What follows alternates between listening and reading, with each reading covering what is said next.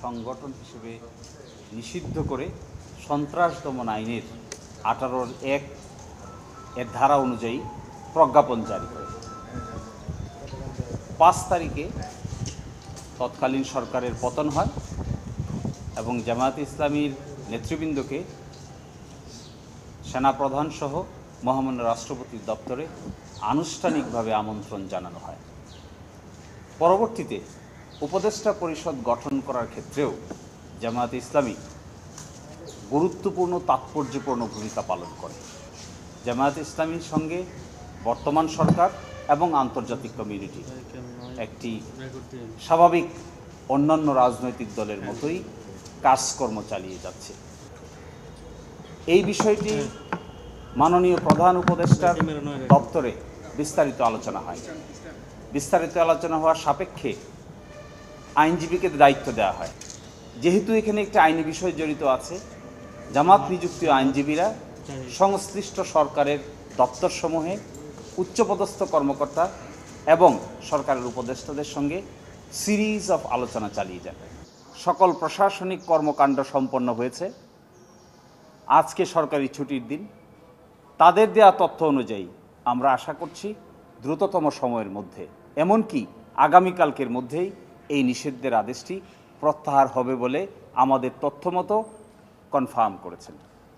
আমরা মনে করি যে আইনি পদক্ষেপ আছে, সেই আইনি পদক্ষেপ অনুযায়ী জামায়াত ইসলামী পথ চলতে চায়।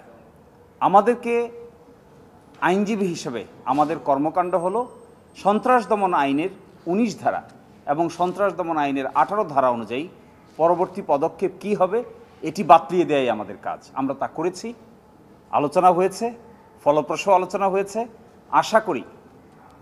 আশা করি আগামীকাল অথবা দ্রুততম সময়ের মধ্যেই তারা আরেকটি প্রজ্ঞাপন জারি করে অতীতের জারি করা প্রজ্ঞাপনটি বাতিল ঘোষণা করবেন। বাতিল করেছিল যে কয়টা কারণ, তার মধ্যে সর্বশেষ কারণ ছিল যে তাদের কাছে, তৎকালীন সরকারের কাছে নির্ভরযোগ্য তথ্য আছে যে জামায়াত ইসলামী এবং তার অঙ্গ সংগঠনগুলো সন্ত্রাসী কর্মকাণ্ডের সঙ্গে জড়িত। অথচ কী ধরনের সন্ত্রাসী কর্মকাণ্ড, কী সেই সন্ত্রাস, কী সেই অ্যাক্টিভিটি, এই মর্মে কোনো ব্যাখ্যা তৎকালীন সরকার দেয়নি।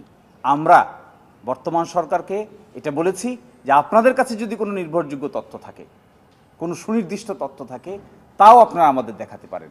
বস্তুত অর্থে এটি একটি কথার কথা, শুধুমাত্র একটি গণ অভ্যুত্থানের কর্মকাণ্ডকে ভিন্ন দিকে প্রবাহিত করার জন্যই এই ধরনের পদক্ষেপ নেওয়া হয়েছিল বলে আমরা মনে করি এবং বর্তমান সরকার প্রশাসন সবাই এই কথা মনে করে।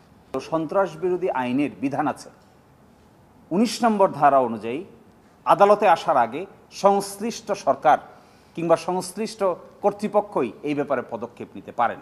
যেহেতু সন্ত্রাস বিরোধী আইনের অধীনে নিষিদ্ধ করা হয়েছে, সেজন্য আমাদের সকল পদক্ষেপ সন্ত্রাস বিরোধী আইনের 19 ধারা অনুযায়ী নিতে হবে।